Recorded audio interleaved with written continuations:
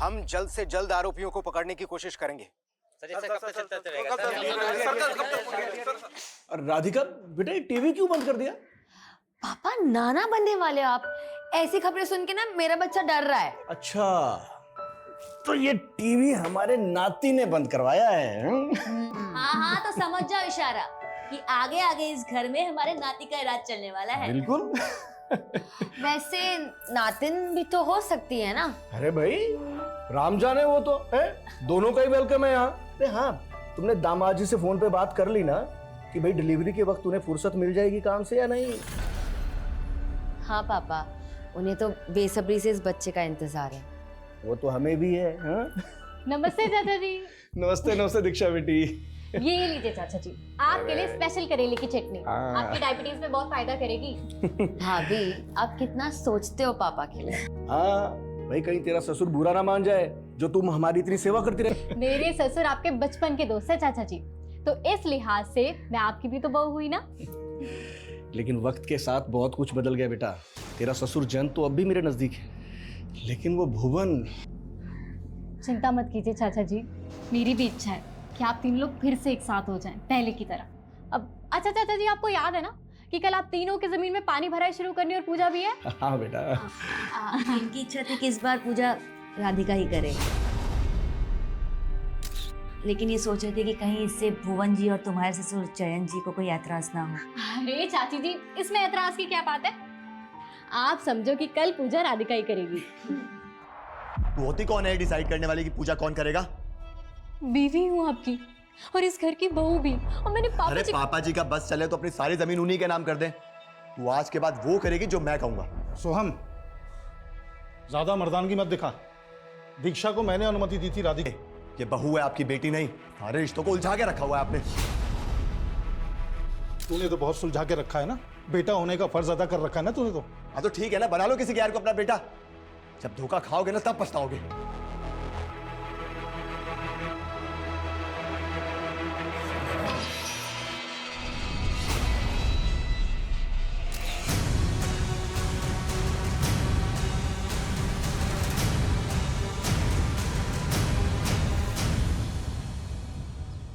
जयंत भुवन से बात हुई क्या? आ रहा है वो? आपका न्योता भेजेंगे उसको यार, छोड़ उसको, दारू पी के पड़ा हुआ कहीं पे।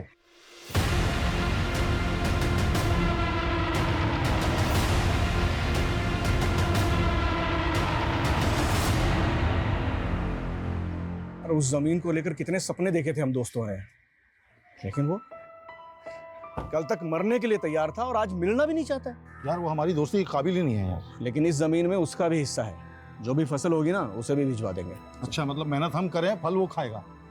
पागल हो गया क्या? बचपन के दोस्त हैं हम, वो हमें गैर कर सकता है, लेकिन हम अपनी दोस्ती का फर्ज नहीं भूलेंगे, समझे? ठीक है यार। राधिका, राधिका तुम वेद, तुम यहाँ क्या कर रहे हो? हाँ राधिका तुम इतने दिन बाद आई हो और मुझसे मिली भी नहीं। वेद अब तो मेरा पीछा छोड़ दो, मैं शादीशुदा हूँ। तुम और ये बच्चा दोनों मेरे, समझी? वेदी क्या बकवास कर रहे हो? तुम जाओ यहाँ से। तुम्हें अपने पति को छोड़ के मेरे पास आना होगा। अगर तुम मेरी नहीं हुई ना तो मैं किसी की रहने भी नहीं दूंगा। देखो मुझे धमकी मत दो वरना मैं। वरना क्या? सिर्फ आधा घंटा दे रहा हूँ तुम्हें, बैग पैक कर और भाग चल मेरे साथ।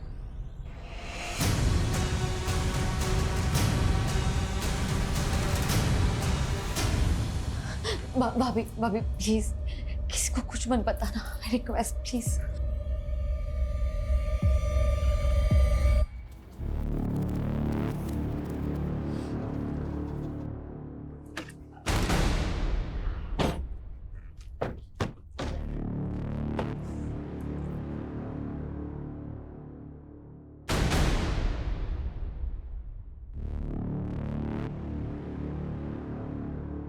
आओ राधिका बेटा, करो शुभारंभ। जाओ बेटा।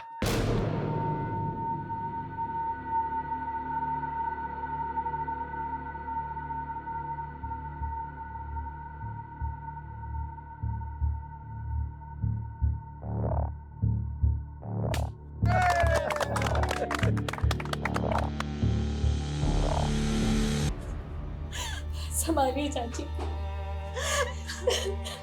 दीक्षा ये सब कैसे हो गया दीक्षा?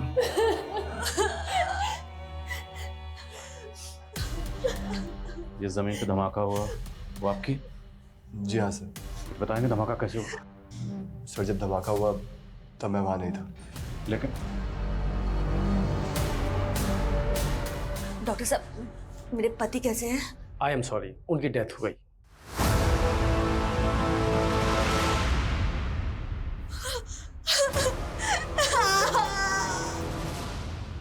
सर इस हादसे में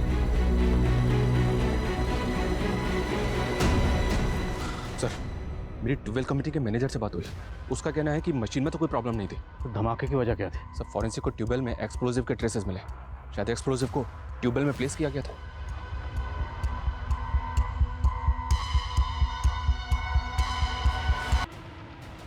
तो वो है सिर्फ उनकी मौत। मेरा पूरा परिवार तबाह हो गया।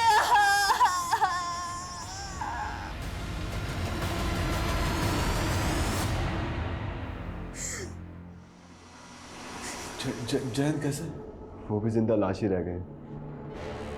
उनकी एक टांग चली गई।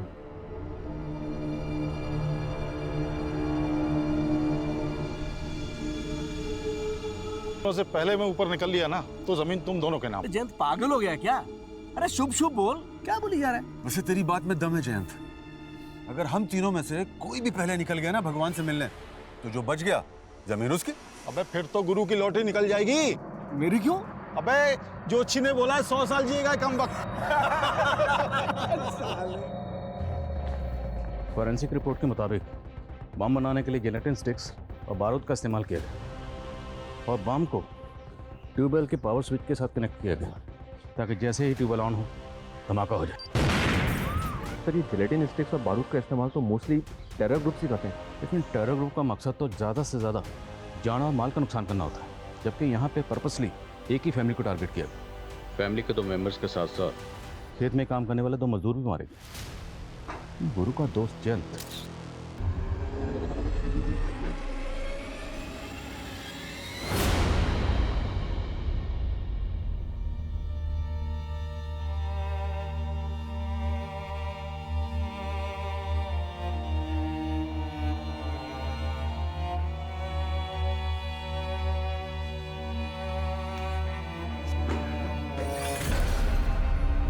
ये सब कैसे हो गया?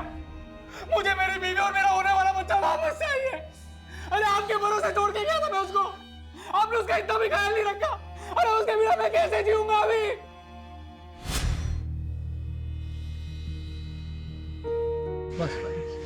अच्छा हुआ नीरज जी आप इसको यहाँ लेकर आ गए। अब आपको तो फुर्सत होती है नहीं, डिलीवरी तक ये हमारे साथ ही रहेगी, हम इसका ख्याल रखेंगे।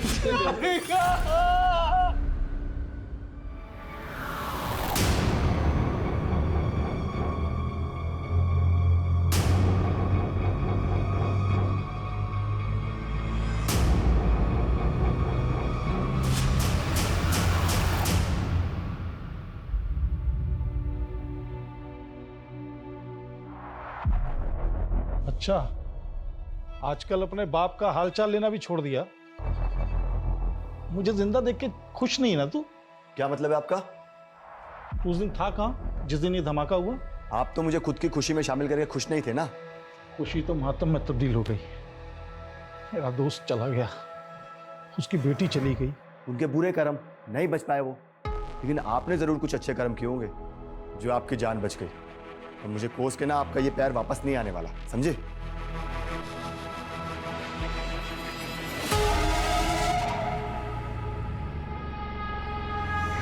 ये लीजिए पापा जी, आपकी दवाई का समय हो गया।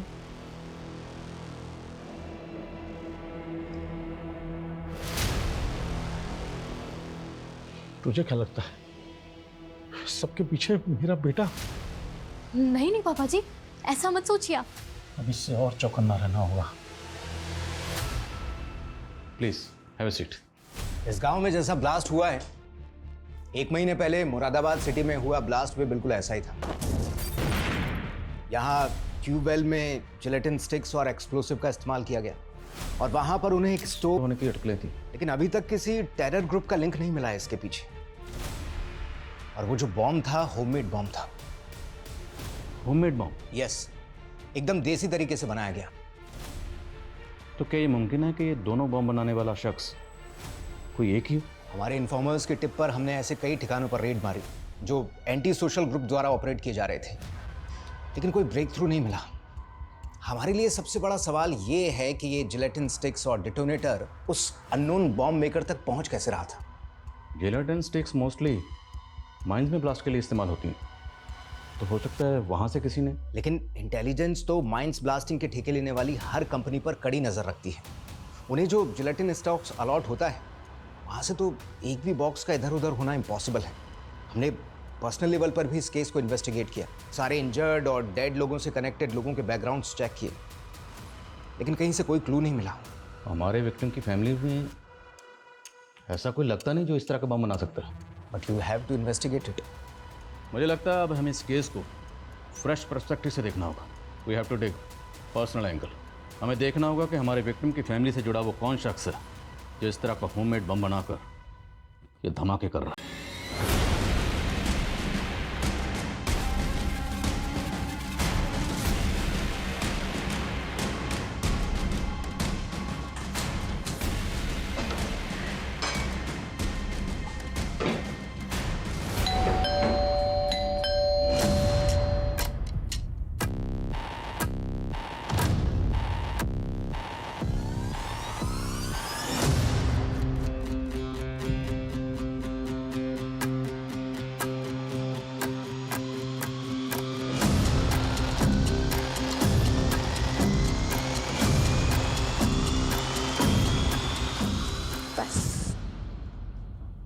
पहले कुछ खाना ऑर्डर कर लें।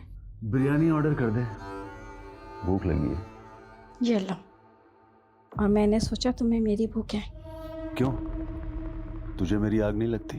अपने दुश्मनों की चिता को ठंडा करके आ गई मेरी चौखट पर आग जलाने।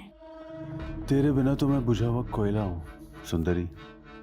जब तक तेरी चिंगारी नहीं लगती ना, मुझ में आग नहीं लगती। क्यों, तुम्हारे दोस्त तुम पर जान नहीं फूकते थे? उनकी यादों में भी तो जल रहे हो तुम। भुवन सुन तो सही मेरी बात। निकल जा, निकल जा यहाँ से। भुवन, समझूंगा हमारे घर से हमारी दोस्ती की अर्थी उड़ गई। भले ही मैं तेरे लिए मर गया हूं, लेकिन मेरे दिल में तू हमेशा जिंदा रहेगा और मेरे घर की चौखट हमेशा तेरा इंतजार रखे। निकल जा यहाँ से। क्या हुआ, बाबू नाराज हो गया? अपनी नफरत को हटा दो और मेरे बन जाओ। मैं तुम्हें हर मुसीबत से बचा लूंगी। जान जी, क्या लगता है आपको कौन हो सकता है जिसने आपके दोस्त गुरु और उनकी बेटी राधिका के साथ साथ आपकी भी जान लेने की कोशिश की? मैं पता लगा रहा हूँ सर। मतलब आपको किसी पे शक है? फिलहाल तो मुझे ऐसा कुछ नहीं लग रहा है, कुछ होगा तो बताऊंगा आपको। सर मुझे लगता है ये जयंत को छुपा रहा है। तो ये वाकई जानता होगा कि धमाके के पीछे किसका हाथ है। जयंत और इसकी फैमिली के बारे में पता करो, तब तक हम गुरु की बीवी और राधिका के पति से मिलते हैं।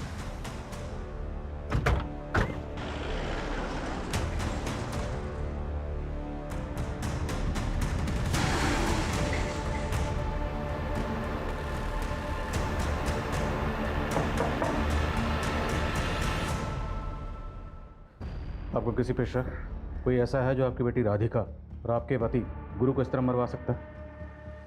मुझे तो कुछ समझ में नहीं आ रहा है। राधिका तो यहाँ रहती भी नहीं थी, वो तो बस डिलीवरी के लिए मायके आई थी। नीरज जी, आपको किसी पे शक? Excuse me sir. सर मैं आपको कुछ बताना चाहती हूँ। तुम्हें अपने पति को छोड़ के मेरे पास आना होगा। अगर तुम मेरी नहीं हुई ना तो मैं किसी की रहने भी नहीं दूंगा। दीक्षा भाभी आप क्या बोल रही हो? सॉरी नीरज जी, लेकिन यही सच है।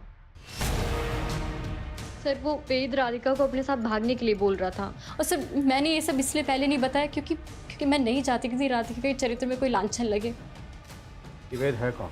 सर शादी से पहले राधिका और वेद एक दूसरे से प्यार करते थे। पापा मुझे कुछ नहीं समझना है। मैं वेद से प्यार करती हूँ और उसी से शादी करूंगी। वो जाहिल गवार इस घर का नौकर बनने के लायक नहीं है, और तुम उसे घर का दामाद बनाना चाहती हो। पापा भले उसे अपना दामाद ना बनाओ, लेकिन मैं उसे अपना पति मान चुकी हूँ। राधिका, राधिका मैं तेरे हाथ जोड़ता हूँ, मेरी बात मान जा बेटा। नहीं मानेगी, नहीं मानेगी तू। मेरी मौत पे ही घर बसाना।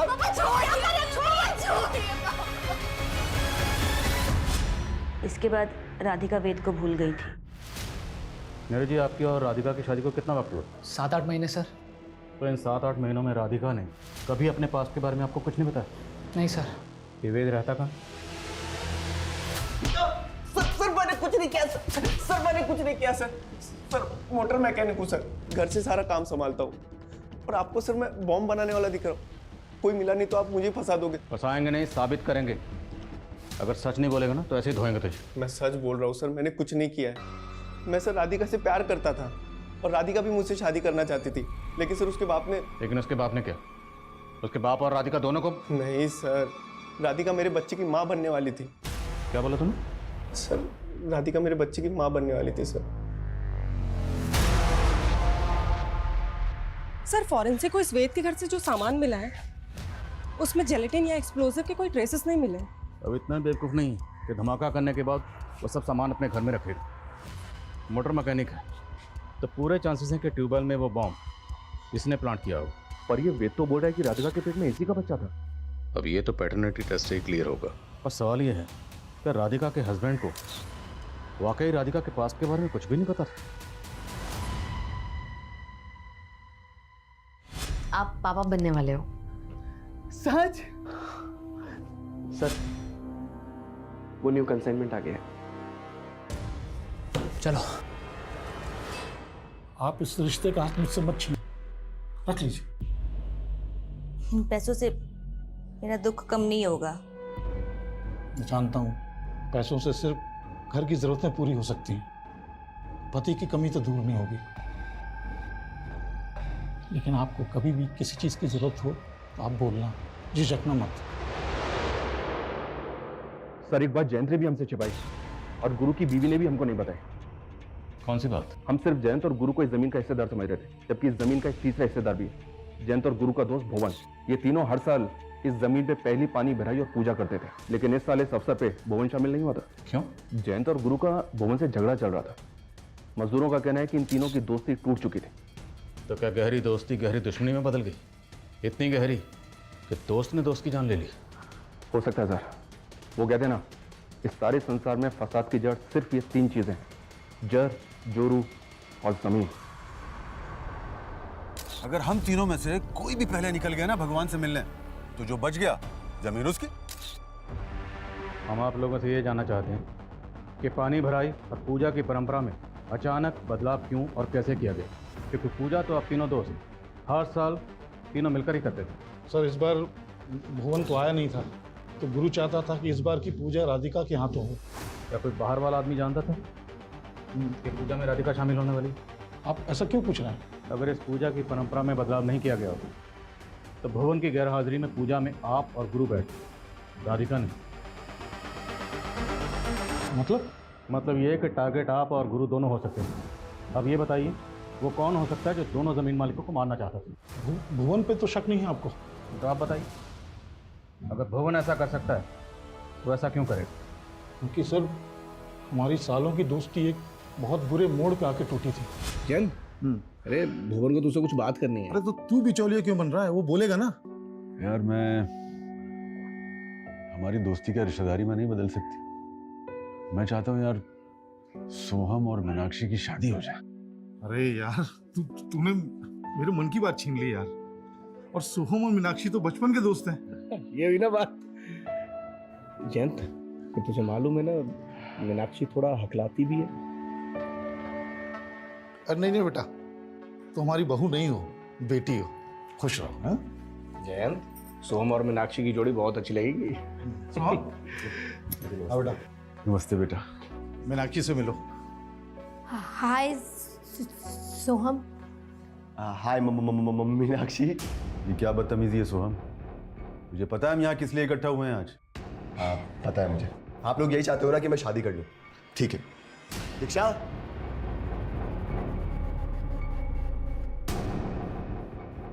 आओ ना।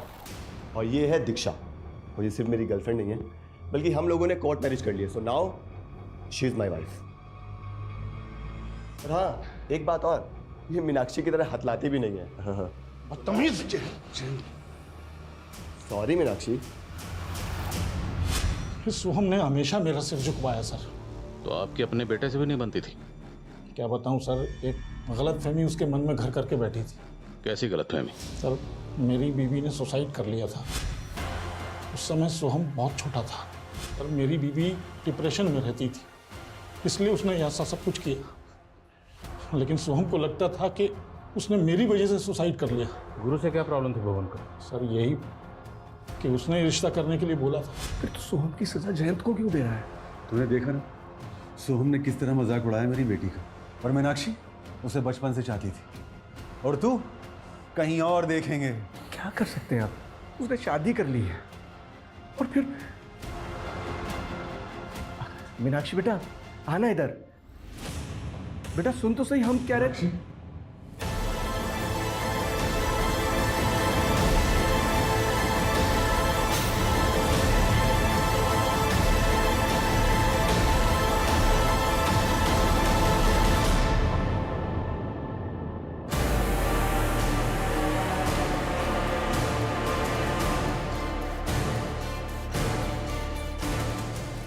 मीनाक्षी बच गई, लेकिन उसकी आवाज़ चली गई।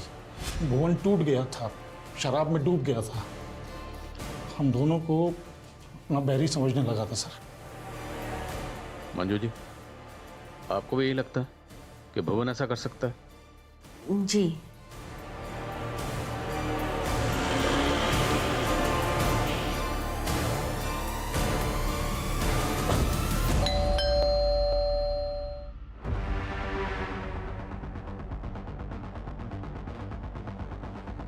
भुवन कहाँ है? हमें शक है कि आपने अपने दोस्त गुरु को बॉम्ब से उड़ाया। वो मेरा दोस्त नहीं था, दुश्मन था। और मेरी बेटी के साथ जो हुआ ना, वो दुश्मन ही कर सकता है, दोस्त नहीं। और मैं इतना घटिया आदमी नहीं हूं कि अपना बदला लेने के लिए मासूम लोगों को बलि पे चढ़वा दूं। कहना क्या चाहते हैं? कहना ये चाह रहा हूं, बहुत शातिर है वो साला। मेरे सामने जुबान लड़ाएगी? अति मैं हूं तेरा या मेरा बाप? शर्म नहीं आती आपको ऐसे गिरी हुई बात बोलते हुए? बस कर कमीने, इस लड़की को लव मैरिज करके लाया तू ना, और अब इसके साथ ऐसा व्यवहार कर रहा है। अब इसे फेंक के बाहर दूसरी लेके आऊंगा, बताओ क्या करोगे? आपने भी तो मेरी माँ के मरने के बाद बाहर बहुत मुंह मारे हैं ना, और अब ये गुरु चाचा की बीवी को ले जा रहे हैं। वाह तमीज! गलत किया मैंने जो अपनी जबान बंद रखी। पुलिस को तेरा नाम बता देना चाहिए था मुझे। आदिल खान जी, कहाँ तक पहुंची आपकी जांच? पर्सनल एंगल तो कई सामने आए, लेकिन अभी तक हमारे हाथ में एक भी ऐसा पुख्ता सबूत नहीं लगा जिससे ये लगे कि हमारी सस्पेक्ट लिस्ट में कोई ऐसा है जो इस तरह बम बनाकर बरेली जाओ, उसके घर में सर्च करो। Okay sir.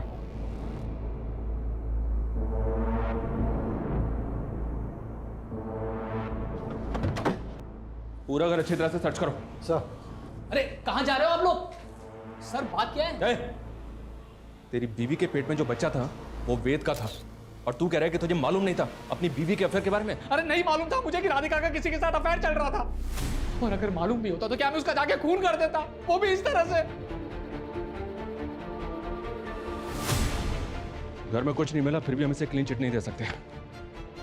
लॉजिस्टिक का बिजनेस है इसका, और बरेली में एक वेयर हाउस भी है। खबरियों को बोलो कि इस पर नजर रखें। हो सकता है कि लॉजिस्टिक के बिजनेस की आड़ में इसका किसी एंटी सोशल ग्रुप से कनेक्शन हो।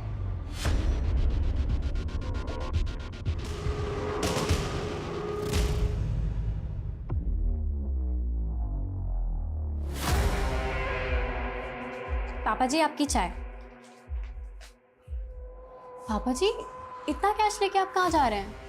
मैंने और गुरु ने मिलके एक ट्रैक्टर लेने का सोचा था। अब गुरु तो रहा नहीं, लेकिन उस जमीन पे खेती तो करनी है ना, बस इसलिए ट्रैक्टर खरीदने जा रहा हूँ।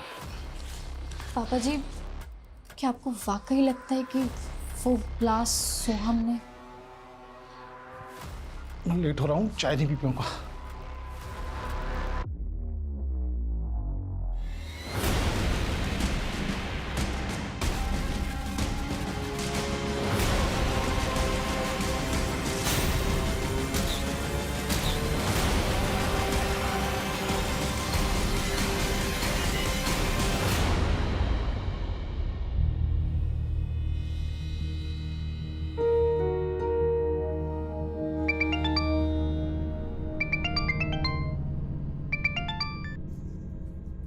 अंजू भाभी कहाँ हैं आप?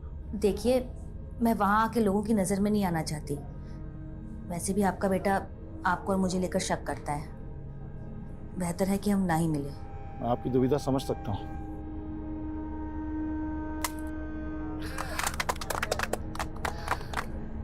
चलिए पापा जी, पहली बार ट्रैक्टर आप स्टार्ट कीजिए।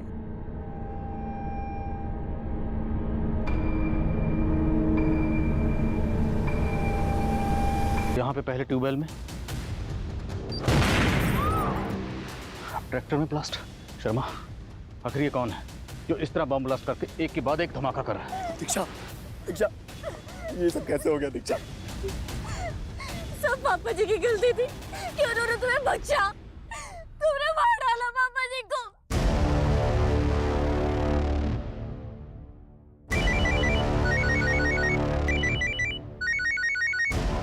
हेलो, क्या ब्लास्ट हो गया? कुछ ही हफ्तों के अंदर ये तीसरा ब्लास्ट हुआ है और पुलिस सिर्फ तीनों ब्लास्ट में मरने वाले लोगों की आपसी रंजिश में उलझी हुई है। क्या उन्हें नहीं लगता इसके पीछे कोई और बड़ी साजिश? मैं कमिंग सर? कमें। सर, हमें सोहम पे ट्यूबवेल वाले ब्लास्ट के दौरान भी शक था, और इस बार तो इसकी बीवी भी। लेकिन शर्मा, क्या सोहम इस तरह का बम बनाने में शामिल हो सकता है? मत भूलो, फॉरेंसिक के मुताबिक ये बम लो इंटेंसिटी का था, लेकिन इस बम में भी जिलेटिन स्टिक इस्तेमाल हुई। और जिस तरह से ये बम ट्रैक्टर में प्लांट किया गया, ये किसी एक्सपर्ट का काम है। हम और अंधेरे में तीर नहीं चला सकते। ये मीडिया वाले पहले हमारी धज्जियां उड़ा रहे हैं कि हमारी तहकीकात गलत डायरेक्शन में जा रही है। तो सर, हमें क्या करना चाहिए? क्योंकि एटीएस को भी फिलहाल ऐसा कोई क्लू नहीं मिला है जो हमें हेल्प करे। अभी तक हम नज़रपुर में जो ब्लास्ट हुए हैं,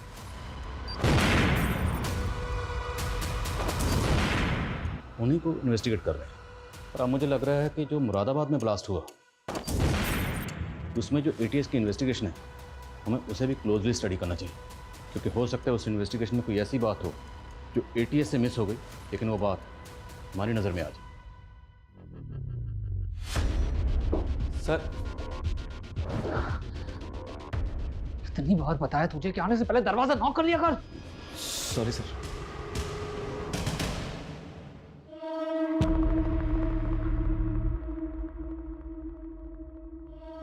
तुम अपनी नफरत को भुला दो, मैं तुम्हें हर मुसीबत से बचा लूंगी। सर, एक बात हमसे कंप्लीटली मिस हो गई। भुवन का फोन 18 तारीख को मुरादाबाद में एक्टिव था, और 18 तारीख को ही मुरादाबाद सिटी में ब्लास्ट हुआ था। ये भुवन मुरादाबाद में जाता कहाँ? सर, वो तो पता नहीं, लेकिन ये अक्सर मुरादाबाद जाता रहता है। और ये जब जब मुरादाबाद गया है, इसका फ़ोन उस लोकेशन पे भी एक्टिव रहता था जहाँ जहाँ ब्लास्ट हुआ था। हो सकता है ये वहाँ रेकी करने जाता हो। सर, मुरादाबाद तो रोज़ हज़ारों लोग आते जाते हैं। मैं मुरादाबाद गया और मैंने बम ब्लास्ट कर दिया। तो ये बता कि मुरादाबाद में जाता कहाँ? सुंदरी के यहाँ गया था। कौन सुंदरी? प्रोस्टिट्यूट है सर। 18 तारीख की रात में उसी के साथ। सब पता किया हमने। तो मुरादाबाद में कुंजा मार्केट भी जाता है, वही कुंजा मार्केट जहाँ पे ब्लास्ट हुआ था। बोल, क्या छिपा रहा? सर, मैं तो उस मार्केट में कचौड़ी खाने जाता हूँ गांव लौटने से पहले। करेक्ट, कचौड़ी खाने वाले के गैस स्टोव में ब्लास्ट हुआ 18 तारीख को। बोल। सर, वही तो मैं कह रहा हूँ। उस दिन मैं उस मार्केट में गया ही नहीं। सुंदरी के घर से निकला और सीधा अपने गाँव वापस चला गया। शायद मेरी किस्मत अच्छी थी। उस दिन अगर उस मार्केट में गया होता तो बम ब्लास्ट में मैं भी मारा गया होता। तू कहना क्या चाहता है? कोई ऐसा है जो तुझे मारना चाहता है? मुझे कौन मारेगा सर? तुम लोग तीन बात आता है तो कुंजा मार्केट जरूर जानता है, इसीलिए ब्लास्ट कुंजा मार्केट में किया गया। जहन पे जोर डाल और बता कि वो शख्स कौन है। सर, ये बात तो सिर्फ सुंदरी जानती। गिरफ्तार कर दे, तू निकल यहाँ से। अरे लेकिन मुझे अभी तो अंदर अरे तू जान। अरे सर लो, मैंने पकड़ लिया। अरे सर, मैंने पकड़ लिया। इसको भी लेके चलो। अरे मुझे क्यों लेके जा रहे हो? मैंने क्या किया? अरे साहब, मेरा काम है धंधा करना। अब चाचा हो या भतीजा, मुझे क्या फर्क पड़ता है? और इन दोस्तों को मार के मुझे क्या मिलेगा? सर, मेरा कोई लेना देना नहीं है नवाकों से। अगर कुछ भी छुपाया ना और हमें पता चला तो उधेड़ेंगे तुझे। और छुपाने को बचा ही क्या है? सब कुछ तो सामने खुल गया है। 18 तारीख को मुरादाबाद में हुए ब्लास्ट से 10 दिन पहले 8 तारीख को बरेली रोड पर दंगे हुए थे। तभी इस जिलेटिन बॉम्ब की साजिश की शुरुआत हुई थी। लेकिन बरेली में हुए दंगों का इन धमाकों से क्या कनेक्शन है? दंगों के कारण 3 दिन तक शहर में कर्फ्यू रहा था, जिस वजह से एक माइनिंग साइट पर जाने वाले जिलेटिन से भरे ट्रक को कंपनी को 3 दिन के लिए बरेली के गोडाउन में रखना पड़ा था। उस वक्त कंपनी ने हमसे ये बात छुपाई थी कि उस ट्रक में से 147 जिलेटिन गायब हो चुकी थी। हमें शक है कि ये चोरी उसी वक्त हुई जब वो ट्रक नीरज के गोडाउन में खड़ा हुआ था। नीरज के गोडाउन पे? माइनिंग कंपनी के हिसाब से वो जिलेटिन स्टिक तेरे गोडाउन से चोरी हुई। सर माइनिंग कंपनी वाले झूठ बोल रहे हैं। मेरा मतलब है कि मेरे गोडाउन से आपको कुछ मिला क्या? आदिल खान जी, चलो। इस नीरज के गोडाउन से किसी भी तरीके का एक्सप्लोसिव या जिलेटिन नहीं मिला है। कहीं ठिकाने लगा दिया होगा। 2 लगाएंगे सब उगल देगा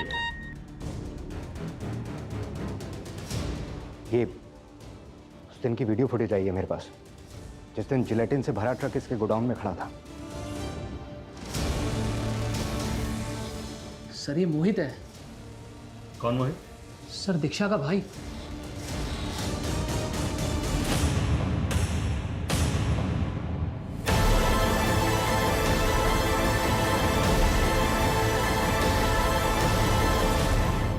कौन सोच सकता ये मासूम से दिखने वाले भोले वाले चेहरे किसी की जान भी ले सकते हैं। सर वो तीनों इंसान नहीं, जानवर थे, जानवर।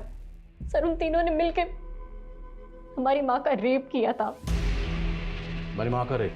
10 साल पहले, जब मैं और मोहित बच्चे थे और हमारी माँ एक गेस्ट हाउस में सफाई का काम करती थी। अरे सर आप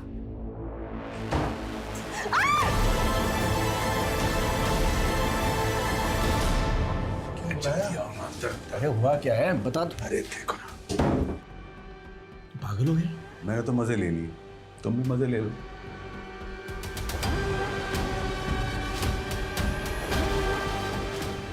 अब तू क्या सोच रहा है? सच्चा दोस्त वो होता है ना जो हर बुरे काम में और अच्छे काम में दोस्त का साथ दे। चल जाना, क्या सोच रहा है? चल। क्या करना है उसका? करना क्या है यार, अब निकलते हैं हम यहाँ से। सरिता, सरिता, सरिता, क्या हुआ तुम्हें? सरिता। हमारा बाप गया था पुलिस के पास मदद मांगने के लिए, पर किसी ने उनकी बातों को सीरियसली नहीं लिया। हमारा बाप टूट चुका था।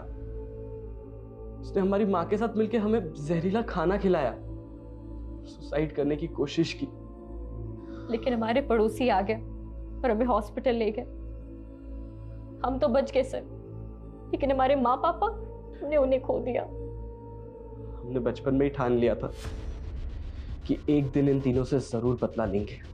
सर हमारे मामा ने हमें पाला, हमने पढ़ लिख के खुद को इस लायक बनाया कि उनकी बराबरी कर सके, और सबसे पहले उनके घर में घुस के उन्हें घात लगा सके। इसलिए मैंने सोहम के ऑफिस में जॉब ढूंढ ली और उसे प्यार के जाल में फंसा के उससे शादी कर ली। और ये है दीक्षा, और ये सिर्फ मेरी गर्लफ्रेंड नहीं है, बल्कि हम लोगों ने कोर्ट मैरिज कर लिया। So now she is my wife. और अपने भाई मोहित को नीरज के यहाँ नौकरी पर लगवाया। और वो जिलेटिन और बारूद तो 1.5 महीने पहले ही नीरज के गोदाम में आए थे। तो क्या तुम लोगों ने पहले ही उन्हें बॉम्ब से? हम तो उन तीनों को बहुत पहले ही मार देना चाहते थे, पर हम कुछ ऐसा सोच रहे थे जिससे कि हम ना फंसे। फिर हमें जिलेटिन का आइडिया आया, तो हमने सोचा कि क्यों ना इस मर्डर को बॉम्ब ब्लास्ट की शक्ल दे दें। बॉम्ब बनाना हमने इंटरनेट से सीखा, और भुवन जब भी मुरादाबाद जाता था, इसलिए हमने ट्रैक्टर में बॉम्ब प्लांट किया सर। और अफसोस इस बात का रहेगा कि हम भुवन को नहीं मार सके। मैं मानता हूं तुम दोनों की मां के साथ जो हुआ वो गलत हुआ, और जिसने ये किया उसे सजा मिलनी चाहिए थी। पर तुम दोनों ने क्या किया? खुद ही निकल पड़े बदला लेने के लिए, और बदले की आग में इतने अंधे हो गए कि ये भी नहीं देखा इतने मासूम लोगों को मार डाला।